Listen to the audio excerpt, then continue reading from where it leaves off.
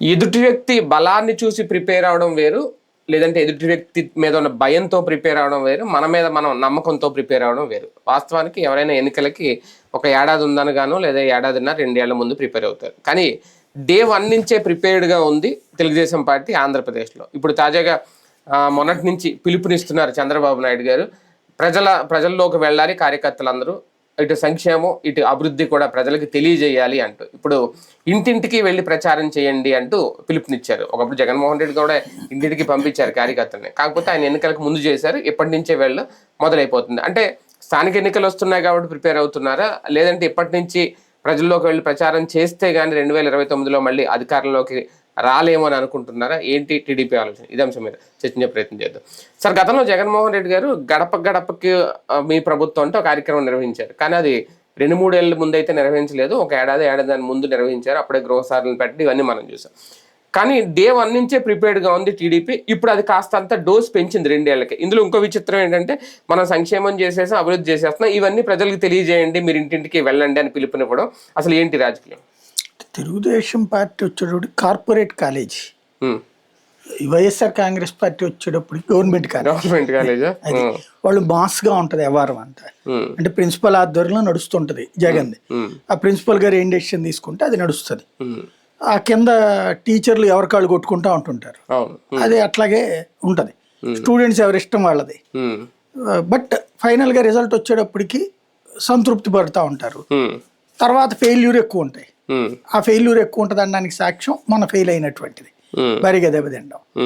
అయితే ఇదేంటంటే corporate college మొదటి రోజు నుంచి బట్టి పట్టించడమే చేస్తుంటారు. కార్పొరేట్ కాలేజీలో చదివే ఏ విద్యార్థి కూడా మానసికంగా స్ట్రాంగ్ గా ఉండడు. గవర్నమెంట్ కాలేజీలో చదివే విద్యార్థి ఖచ్చితంగా మానసికంగా చాలా విశాలంగా ప్రశాంతంగా ఉంటాడు. ఇప్పుడు వైఎస్ఆర్ కాంగ్రెస్ పార్టీ వాళ్ళ మీద ఏ ఒత్తిడి ఉండదు. వాళ్ళు పని చేసుకుంటూ ఉంటుంటారు. తేడా వచ్చిన రోజున వాళ్ళు ఫీల్ అవుతుంటారు అంతే తప్పించి టెన్షన్ పడాల్సిన పరిస్థితి ఉండదు. వీళ్ళకి నిరంతరం టెన్షన్ ఉంటుంది. రోజు హోంవర్క్ ఇస్తారు.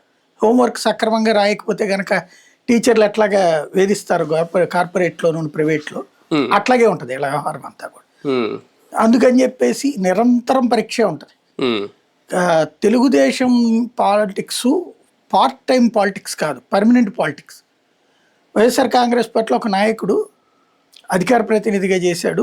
ఆయనకి ఏదో కార్పొరేట్ పదవి కూడా ఇచ్చింది. అంతకు ముందు కూడా అధికార ప్రతినిధిగా చేస్తున్నాడు. తను నాతో చెప్పిన మాట ఏంటంటే, ఎలక్షన్ అయిపోయాక అధికారంలోకి వచ్చిన తర్వాత జగన్ వెంటే తిరుగుతున్నాడు. డిగ్రీ మొన్నే కదబ్బా పూర్తి చేసింది, పీజీ పూర్తి చేసావు కదా, ఏదైనా పని చేసుకోబోయావని అడిగాడు జగన్.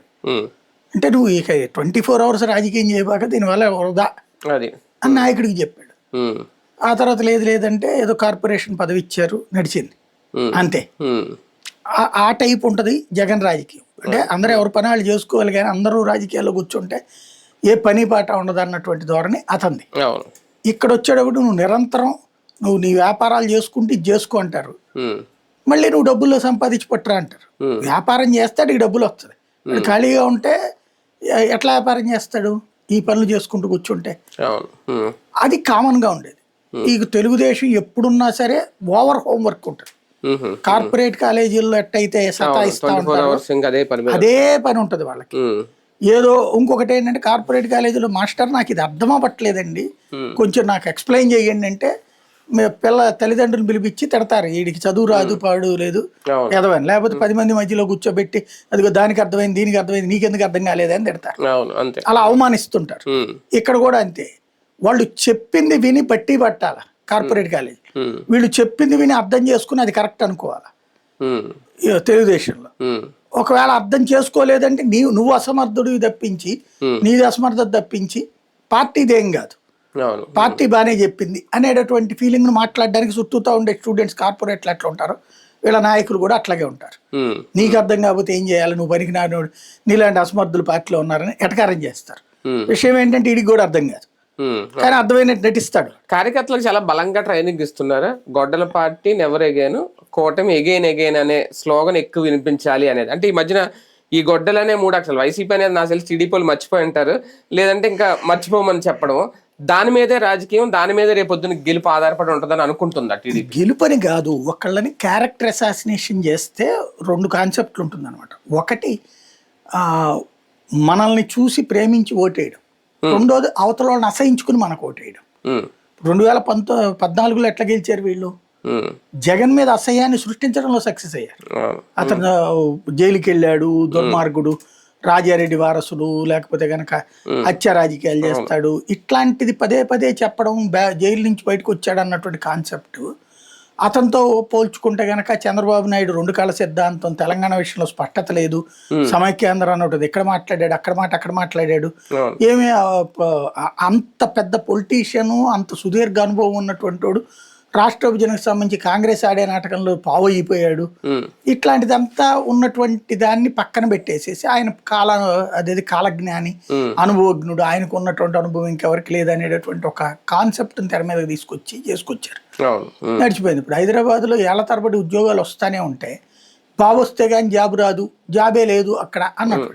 అంటే నిరంతరం నిరుద్యోగులకు సంబంధించి ఉన్నటువంటి ఒక దీన్ని సృష్టించడం, అది ఒక ఎకో సిస్టమ్ నడిపిస్తారు ఆయన. ఆ ఎకో సిస్టంలో భాగమే ఈ నినాదాలు. ఎందుకంటే ఇప్పుడు కార్యకర్తకు నువ్వు ఈ మాట నువ్వు విమర్శించవయ్యా అంటే ఏమైనా విమర్శిస్తావని అంటాడు. అలా కాకుండా ఇదిగో ఇట్లాను, నువ్వు ఇట్లాను.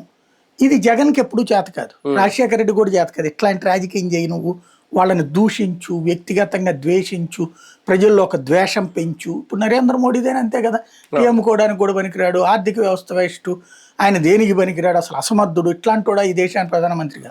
దాంట్లో తెలుగుదేశం గెలవాలి, కానీ బీజేపీని ఓడించడంలో సక్సెస్ అయింది కదా. తెలుగుదేశం గెలవలేకపోయింది ఆ రోజు తన ప్రభుత్వ పనితీరు వల్ల. కానీ మోడీకి ఓటు వేయకూడదు. దేశవ్యాప్తంగా 303 సీట్లు వచ్చిన రోజున భారతీయ జనతా పార్టీకి ఇక్కడ 0.9% ఓట్లకు పడిపోయింది. అంతకుముందు మామూలుగా వచ్చినా కూడా 3% ఓట్లు వచ్చేటటువంటి పార్టీ ఎందుకు దిగజారింది? వీళ్ళ నెగిటివ్ క్యాంపెయిన్ అన్నట్టు. అదే ధైర్యం వీళ్ళకి. మనం బాగుపడ్డా పడకపోయినా పర్లేదు, కానీ ఎదురోళ్ళు నాశనం అయితే అప్పుడు అదే మనకి బాగు అనేటటువంటి. 2 ఏళ్ల సంక్షేమం అమలు చేసినా ప్రజల్లోకి తీసుకెళ్ళలేకపోతుంది క్యాడర్ అనేది బలంగా కనిపిస్తుంది చంద్రబాబు నాయుడు గారిలో. అంటే ఓకే, మామూలుగా మన లెక్క అయితే ఫస్ట్ ఏడాది ఏమీ చేయలేదు, తర్వాత నుంచి అమలు చేసుకొచ్చారని, 2 ఏళ్లలో మేము సంక్షేమం పూర్తిగా చేసేసామని ఇదే ప్రచారం చేస్తే నిజంగా ప్రజలు నమ్మే పరిస్థితి ఉంటుందా? అంటే బేసిక్గా ఒకటే ఆయనకే తెలుసు కాబట్టినే ఈ దబాయింపు మాటలు చెప్పేది. మ్యాక్సిమం ఇళ్ళ దగ్గరికి వెళ్ళినప్పుడు ఏమని అడుగుతారు, సాధారణంగా అక్కడ ఏదైనా రోడ్డు వేసారు, ఈ రోడ్డు వేసారమ్మా అని చెప్తే సరేనయ్యా, కాలువ కట్టారు, బాగుందయ్యా, నీళ్ళు ఇచ్చాము, మంచి నీళ్ళు వేసాము, ఇవన్నీ ఉంటాయి. మొత్తం రాష్ట్రం మొత్తం మీద ఒక 5% 10% చేస్తుంటారు.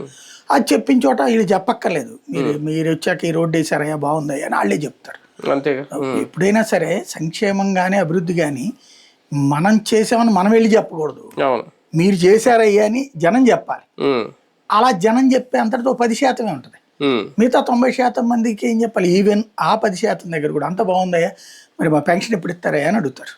ఫస్ట్ రేపు పొద్దున్న జనం దగ్గరికి వెళ్ళినప్పుడు 25వ తారీఖు నుంచి జనం అంటున్నారు కదా, అవతలోళ్ళని మాట్లాడనీయకుండా ఏదో ఓకదంపుడు ఉపన్యాసం ఇచ్చేసి దండం పెట్టుకుంటూ వెళ్ళిపోతే ప్రాబ్లం లేదు.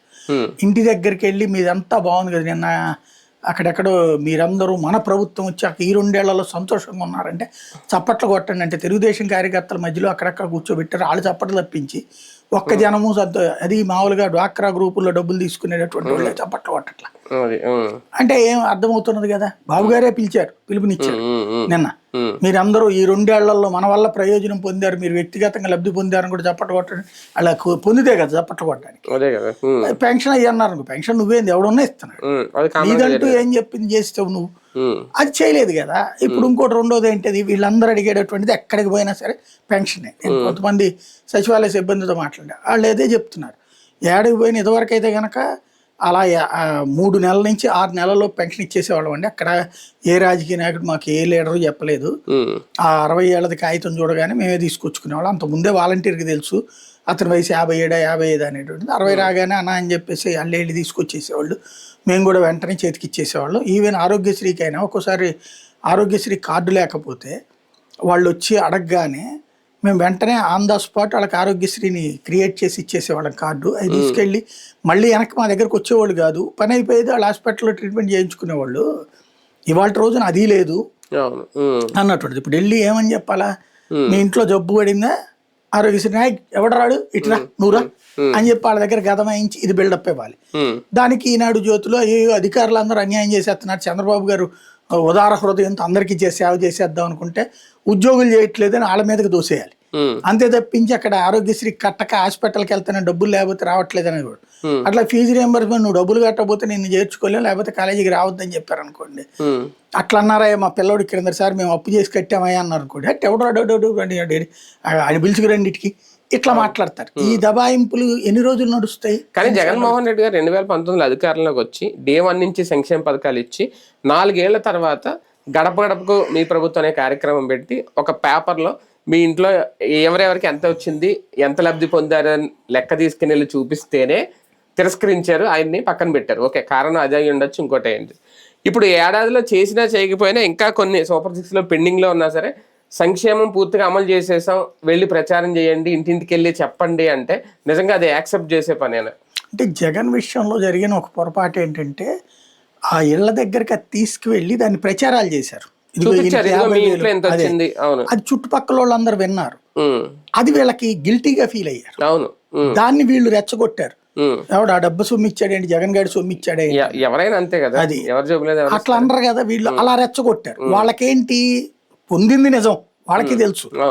కానీ అందరి ముందు ఈ నిన్నటిదాకా ఏంటి నాకే పథకం రాలేదు, నాకే పథకం రాలేదు, మేమే కష్టపడి సంపాదించుకున్నాం అన్న టైప్ లో చెప్తారు. ఎప్పుడైతే ఇట్లానే ప్రతి ఒక్కళ్ళు ఇంటి దగ్గరికి ఎంత వచ్చిందో లెక్కతో సహా, ఈవెన్ కొంతమంది అయితే 5 లక్షలు 4 లక్షల రూపాయల బెనిఫిట్స్ కూడా పొందారు అన్నటువంటి సోషల్ మీడియాలో కూడా వైరల్ అయ్యారు. అక్కడ ఇంకోటి అక్కడ అతికిస్తున్నారు. ఇవన్నీ చూసేటప్పటికి వాళ్ళకి ఒక ఈగో క్లాష్ అయింది, ఇన్ఫీరియారిటీ కాంప్లెక్స్. ఆ ఇన్ఫీరియారిటీ కాంప్లెక్స్ లో ఉన్న వాళ్ళు వీడు బాగా రెచ్చగొట్టగలిగారు. వాడు అబ్బ సొమ్ము ఇచ్చాడు ఏంటి, ఎట్ట చెప్పడం ఏంటి, ఇట్ట ప్రచారం చేయడం ఏంటి, అది పనిచేసింది ఒక ఆస్పెక్ట్.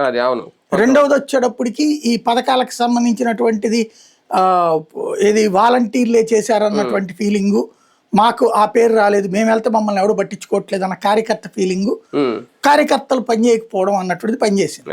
ఇప్పుడు చంద్రబాబు గారి దానికి వచ్చారు మొదటి నుంచి కార్యకర్తే. ఇప్పటికి వచ్చినప్పుడు జనం దగ్గరికి వెళ్ళినప్పుడు వీళ్ళ ఎక్స్పెక్టేషన్ ఒక రకంగా ఉంటది. మేము వాళ్ళని మ్యానిపులేట్ చేయగలిగాం కదా, మమ్మల్ని మేము మ్యానిపులేట్ చేసుకోగలం, మేము ఎదిగామని చెప్పి చెప్పగలం, కన్విన్స్ చేయమని చెప్తున్నారు. ఇప్పుడు వెళ్ళారనుకోండి, కన్విన్స్ అవ్వలేదు కదా, ఇక్కడ ఇంకా చాలా డ్రామా ఇస్తే వేరు, ఎమోషన్ వేరు.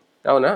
ఇప్పుడు అన్ని ఇచ్చినటువంటి స్టాలిన్ ఓడిపోయాడు, ఇస్తానన్న విజయ్ గెలిచాడు. మా ఇంట్లో ఆడపిల్లలు ఉన్నారు 18 ఏళ్ళు దాటిన వాళ్ళు 1500 రాలేదు అంటారు. అప్పుడు జగన్ అంటే ఇచ్చేసి చూపించేశాడు అకౌంట్ నెంబర్ సార్. ఇక్కడ ఓన్లీ పింఛన్, మీరు అన్నట్టు పింఛన్ తప్ప ఇంకా వేరేది ఏమీ కనిపించదు. బీసీ ఎస్సీ ఎస్టీలకి 50 ఏళ్ళకి ఇస్తానని పింఛన్ ఏది అని అడిగితే ఏం సమాధానం చెప్తారు? ఒక్కొక్కరికి 1500 ఆయన అన్నాళ్ళు నిమ్మని రాయన నీకు 15 అని వాళ్ళందరినీ కూర్చోబెట్టి ఏదమ్మా మా వాళ్ళందరికీ 15 అంటే వీళ్ళు ఏం చెప్తారు? అందుకే వెళ్ళట్లేదా ప్రజలు? దానికోసమే వీళ్ళు వెళ్ళట్లేదు. ఇప్పుడు వీళ్ళ దగ్గరికి వాస్తవం మొన్న నేను విన్నాను ఏంటంటే, ఎమ్మెల్యేలు సాధారణంగా చంద్రబాబు దృష్టికి తీసుకెళ్ళింది ఏంటంటే, మేమందరం కూడా ఒక మీటింగులకి ఏదన్నా పెడితే ఎవడన్నా పార్టీ అదే ఒక ప్రభుత్వ కార్యాలయంలో రెవెన్యూ ఆఫీసులోనూ ఇంకో చోట పెట్టాల్సి వస్తుంది. ఆడికి వెళ్తే ఎంఆర్ఓ కుర్చీ మేము లాక్కుని కూర్చోవాల్సి వస్తుంది. మాకు ఇప్పుడు మీరు ఎట్లయితే రివ్యూ మీటింగ్లు పెడుతున్నారు అట్లా మాకు ఏదన్నా ఒక పొజిషన్ ఉంటే చేయగలుగుతాము అని చెప్పారట ఎమ్మెల్యేలు. ఇప్పుడు కలెక్టర్ ఆఫీస్ జిల్లాకు ఒకటే ఉంటది, మా నియోజకవర్గం నుంచి అక్కడికి వచ్చి సమీక్ష చేయమని ఎట్టా చెప్తారు, కుదరదు కదా అని అడిగారట. అప్పుడు దానికి ప్రతి అసెంబ్లీ నియోజకవర్గానికి 10 లక్షల రూపాయల డబ్బులతో ఒక బిల్డింగ్ అద్దెకి తీసుకున్నాడు. అంటే అద్దెకి ఒక బిల్డింగ్ అద్దె గవర్నమెంటే కడుతుంది. 10 లక్షల రూపాయలతో ఎక్విప్మెంట్, ఏది మైకులు, కుర్చీలు, బల్లలు, ఇవన్నీ ప్లస్ 5 స్టాఫ్ వేశారట సచివాలయ సిబ్బంది. 5 స్టాఫ్ ప్రతి ఆఫీస్ కి, అవన్నీ కంప్యూటరైజ్ చేయడం, ఇవన్నీ ప్లస్ దానికి తోడు ఒక ఇన్ఛార్జ్ కూడా సూపర్వైజర్, ఇట్లా 5 పెట్టారట. పెడితే ఇప్పుడు ప్రతి నియోజకవర్గంలో ఉంది. అక్కడ మామూలుగా ఎమ్మెల్యేలు పెట్టింది ఏంటి, ప్రతి వారం ఈ దర్బార్ పెట్టి పబ్లిక్ నుంచి తీసుకోవడం, ఇళ్లలో ఎట్ట చేస్తామండి అన్నారని ఇట్లా పెట్టారట. అంతా అయ్యింది. ఇది దాదాపుగా 7 నెలలు 8 నెలల నుంచి నడుస్తుంది. అయితే ఎమ్మెల్యేలు ఏం చేస్తున్నారు, చంద్రబాబు గారు మీరు కంపల్సరీగా దర్బార్ పెట్టాలా, ప్రతి సోమవారం పెట్టాల్సిందని లోకేష్ అవన్నీ సమీక్షలు అడుగుతున్నాడు కదా. ఈ అడుగుతున్న క్రమంలో జనాలకి ఈ దర్బార్ పనిని ఏం చేశారు, ఎమ్మెల్యే డైరెక్ట్ కూర్చోకుండా ఈ సచివాలయ సిబ్బందిని కూర్చోబెట్టేసి వాళ్ళ దగ్గర తీసుకోమంటారు. ఫైనల్ గా రిపోర్ట్ మాత్రం అక్కడ పంపిస్తారు. అజ్జాలు లోకేష్ కానీ చంద్రబాబు కానీ, ఇదిగో సోను ఎమ్మెల్యే దగ్గరికి ఇన్ని వచ్చినాయి అంట దర్బారు. ఈటెట్లలో వస్తున్న వాటిలో 100కి 95% వస్తున్నాయి అన్ని ఏనట, పెన్షన్ ఏనట. ఎక్కువ 60 ఏళ్ళు అయింది పెన్షన్, 50 ఏళ్ళు అయింది పెన్షన్, పెన్షన్ల మీద అట్లా మహిళలు మా 1500 రూపాయలు ఇవే అడుగుతున్నారు. ఎందుకంటే వాళ్ళకి అవసరం కూడా అదే, ఆ డబ్బుల మీద ఆధారపడతారు చాలా అది అంటే ఏంటి అంతగా గ్రౌండ్ లెవెల్లో కనబడుతుంది. అవును. వీళ్ళు వెళ్ళారనుకోండి అదే అడుగుతారు. ఇప్పుడు అక్కడ ఏం చేయాలంటే అందుకనే దబాయించాలి. వీళ్ళది రాసుకో అని ఒకసారి నాటించవచ్చు, రెండోసారి ఎక్కడో ఎందుకు జగన్ ఆ రోజున అన్ని చేశాక పంపిస్తే అప్పుడు ఎమ్మెల్యేలు వాళ్ళతో నేను మాట్లాడినప్పుడు ఫీడ్బ్యాక్ ఉన్నటువంటిది ఏంటి అంటే ఒకే ఇంట్లో ఒకళ్ళకి వృద్ధుడికి పెన్షన్ ఉంది, మహిళకి ఏదో ఒక డబ్బులు వచ్చినాయి 18,000. వీళ్ళు ఆ ఇంట్లో వాళ్ళు ఇల్లు ఇచ్చారు ఒకటి, ఒకే ఇంట్లో ఒక అన్న తమ్ముడు భార్యలు, 2 భార్యలు ఇటు ఇళ్ళు ఉన్నారు. ఆ ఇంటికి వెళ్ళగానే అడిగేది ఏంటి అంటే అన్నా మా నాన్నకి ఇచ్చారే ఇల్లు, మా అమ్మకి ఇచ్చారే ఇల్లు, మా 2 అన్నదమ్ములు ఉన్నాం, మా 2 భార్యలకి ఇవ్వాలి కదా అన్న, మేము 3 ఫ్యామిలీలు, లేదా ఒక తండ్రి ఒక కొడుకు ఉన్నా సరే మాకేంటి, కూతురికి పెళ్లి కాలేదు కూతురికి కూడా ఒక ఇల్లు చూడండి అన్న, ఇట్లా అడిగేవాళ్ళట. ఏది ఒకే ఇంట్లో లేదు మా ఎట్లాగో మా తాతకి ఇస్తున్నారు, మా నాయనమ్మకి కూడా ఇవ్వండి, ఇట్లాగా ఏదో ఒక కారణం చూపెట్టి అదేమంటే చివరికి కొన్ని చోట్ల కొంతమంది ఎమ్మెల్యేలు ఏం చేశారంటే ఇక వాళ్ళిద్దరు కలిసి ఉన్నట్టుగా కాకుండా విడిపోయి ఉన్నట్టుగా లెక్క కట్టిపి, అంటే ఇప్పుడు 22 ఇల్లు అనుకోండి డోర్ నెంబరు 22 AB అని రాయండ్రా అని చెప్పేసి ఒకే ఇంట్లో 2కి పెన్షన్ ఇప్పించినవి కూడా ఉన్నాయి. ఇప్పుడు వీళ్ళు అనర్హులు అని చెప్పేది అయ్యే 6 లక్షలు తీసేశారంటున్నారు కదా అవే. అట్లా అంటే చచ్చిపోయినటువంటి వాళ్ళు ఒకటి ప్లస్ ఎట్లా అంటే ఏంటి ఈ స్టైల్లో ఎంత ఇచ్చినా కూడా ఎంత చేసినా కూడా వాడికి ఇంకా కావాలి ఇంకా లబ్ధి పొందాలి. అదేదో సామెత ఉంది కదా, ఒంటి మీద కట్టుకున్న బట్ట మంది కాకపోతే ఊరంతా దేకమన్నాడట వెనకడకూడదు, మనిషి ఆశ చావదు. కాబట్టి అదే ఉన్నప్పుడు అసలు ఏమీ లేకుండా ఇప్పుడు ఆరోగ్యశ్రీకి పోతే ఆసుపత్రిలో డబ్బులు అడుగుతున్నారు, ఫీజు రియంబర్స్మెంట్ కి లేక స్కూల్కి కానీ కాలేజీకి కానీ పోతే ఇప్పుడు ఏంటంటే ఇప్పుడు రాజశేఖర్ రెడ్డి అంతకుముందు మనకు తెలుసు మన స్కూళ్ళల్లో మన స్కూళ్ళల్లో నాకు తెలిసి నేను చూసిన ఇదేంటంటే గవర్నమెంట్ స్కూళ్ళల్లో 7th క్లాస్ పబ్లిక్ ఎగ్జామ్ మనకి 7th తప్పితే పిల్లల్ని చదువు మానిపించేసేవాళ్ళు, ఇంట్లో ఉంచేవాళ్ళు ఆడపిల్లలు, అక్కడి నుంచి ఇంటి పని చూసుకో నువ్వు అని చెప్పేసి ఆపేసేవాళ్ళు బోల్డ్ అంతా నా చిన్నప్పటి నుంచి చూసుకున్నప్పుడు.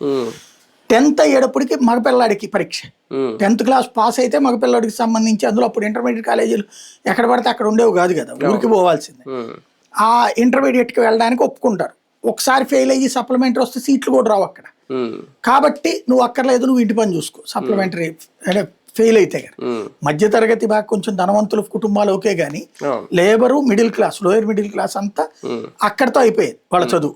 ఎక్కడెందుకు నేను కాన్వెంట్ చెప్పాను, ట్యూషన్స్ చెప్పాను ఆ రోజుల్లో, నా కాన్వెంట్ నా ట్యూషన్ అంతా లేబరే ఉండేవాళ్ళు, వాళ్ళందరిది ఇదే చూసేవాళ్ళు. 10th క్లాస్ అయితే ఇంకొకసారి పంపిస్తారు మా ట్యూషన్ దగ్గరికి, అంటే స్కూల్లో తప్పాడు గవర్నమెంట్ స్కూల్లో అక్కడ సరిగ్గా చెప్పలేదా మీరు చెప్పండి అయ్యా అని పంపిస్తారు, సెప్టెంబర్కి పాస్ అయిపోవాలి లేదా నీకు కూలికి తీసుకెళ్ళిపోవడమే. మ్యాక్సిమం గట్టిగా నేను కూర్చోబెట్టి మొన్న 5 సబ్జెక్టులో 3 పాస్ అయిపోయాడు కదమ్మా ఇంకొకటే కదమ్మా ఉంది అని నేను ఎక్స్ప్లెయిన్ చేస్తే అప్పుడు ఇంకొక 6 నెలలు గడువు ఇచ్చేవాడు, వాడు నెక్స్ట్ మార్చిలో పూర్తి కాకపోతే అయిపోయినట్టాడు కూలికి. అట్లా వెళ్ళిన వాళ్ళని బోల్డ్ అంతమంది తెలుసు నాకు. కాబట్టి ఇది ఒక నిరంతర ప్రవాహం పబ్లిక్ లో వచ్చేటప్పటికి. అలాంటి చోట్ల నువ్వు ఫీజు రియంబర్స్మెంట్ తీసి పడేస్తే అంటే స్కూల్కే రాని కాలేజీకి రానిట్లేదు. ఇప్పుడు ఎట్లాగుందంటే రాజశేఖర్ రెడ్డి అట్లాంటి స్టేజీ నుంచి PhD దాకా కూడా చేసే ఒక చక్కటి అవకాశం ఇచ్చాడు పేదోడికి. PhD దాకా కూడా ఫ్రీ, అసలు డబ్బులేం కట్టక్కర్లేదు, వైట్ రేషన్ కార్డు ఉంటే చాలు, గవర్నమెంట్ డబ్బులు కట్టుకునేది. నేను అప్పుడు కొంతమంది ఒక 2-3 చూసా, MBA కానీ M.Pharmacy ఇవి చదవలేము. ఎవరైతే డిగ్రీ పాస్ అయిపోతారో బీకామ్ పాస్ అయిన వాళ్ళకి MBA వాళ్ళు దీనికి ఫోన్ చేసి ఆ కాలేజీలకి అడ్మిషన్స్ పెద్దగా ఉండేవి కాదు, వాళ్ళు ఫోన్లు చేసి మీరేం అక్కర్లేదమ్మా జస్ట్ అప్లికేషన్ పూర్తి చేయండి, మీకు ఎదురు ఒక 5,000 ఇస్తాం లేకపోతే ఎదురు 10,000 ఇస్తాం లేదా సో బెనిఫిట్ ఇస్తాం, మీరు పరీక్ష రోజున వచ్చి రాస్తే చాలు, కావాలంటే అవి కూడా మేమే మేనేజ్ చేస్తాం అని చెప్పి చేర్చుకున్నారు. కాలేజీకి కూడా అటెండ్ కాకుండా MBAలు పూర్తయిన వాళ్ళు, ఏది దాన్ని ఏమంటారు M.Pharmacyలు పూర్తయిన వాళ్ళు నాకు తెలుసు కొంతమంది కాలేజీకి వెళ్ళకుండా అటెండెన్స్ వాళ్ళే మేనేజ్ చేస్తారు, ఎందుకంటే ఫీజు రియంబర్స్మెంట్ డబ్బులు వస్తున్నాయి కాబట్టి. తద్వారా పీజీలు పూర్తయిన వాళ్ళు ఉన్నారు. అట్లాగే ఉమ్, ఎంపీలు పిహెచ్డీలు ఎంబీబీఎస్లు ఎంఎస్లు చేసిన వాళ్ళు ఉన్నారు. ఎందుకు 10 పైసలు ఖర్చు లేకుండా పేదవాడికి ఆ సర్టిఫికెట్లు వచ్చినాయి. అందులో కొంతమంది దుర్వినియోగం చేయొచ్చు, అవును, అంతే. నేను చెప్పినటువంటి విధంగా మిగతా అది మామూలుగా రకంగా అలా కరెక్ట్ కాదు, కాకపోతే వాళ్ళకి ఏదో పూర్తయింది. చదివింది. ఇక్కడ చదివిన వాళ్ళకి అద్భుతమైన అదృష్టం దక్కింది. అసలు మామూలుగా చదివించడం అసాధ్యం అనుకున్నారు. అవును, అవును. అలాంటి స్టేజీ నుంచి జగన్ వచ్చి తన తండ్రి పెట్టినటువంటి ఫీజు రియంబర్స్మెంట్ లో నుంచి పీజీ పీకేశాడు. ఉమ్, ఉట్టి డిగ్రీ వరకే పెట్టాడు. అవును. ఇప్పుడు చంద్రబాబు నాయుడు వచ్చి ఆ రాజశేఖర్కి పెట్టి బతకం అన్నటువంటి కోపం ఏమో గానీ దాని మొత్తం డిగ్రీ లేపేసి ఇంటర్ వరకే ఇప్పుడు అమ్మ ఒడి మాత్రమే నడుస్తుంది. ఆ తల్లికి వందనం, అంతే తల్లికి వందనం ఇంటర్మీడియట్ వరకు అంతే. అంతే, ఎనఫ్. మిగతాది అంతా లేదు ఇక్కడ. కానీ అంటే ఎంత వ్యతిరేకత, ఎంత తిరుగుబాటు ప్రజల్లో దీన్ని కన్విన్స్ చేయడం అనేది ఇంటింటికి వెళ్ళి సాధ్యమేనా వీళ్ళకి ఇప్పుడు? అంటే వీళ్ళకి ఏం అక్కర్లేదు, నివేదిక ఇస్తే చాలు. ఇప్పుడు ఆ ఏరియాలో మైక్ ఎట్టుకుని ఒకటి ఉపన్యాసం ఇచ్చేస్తారు.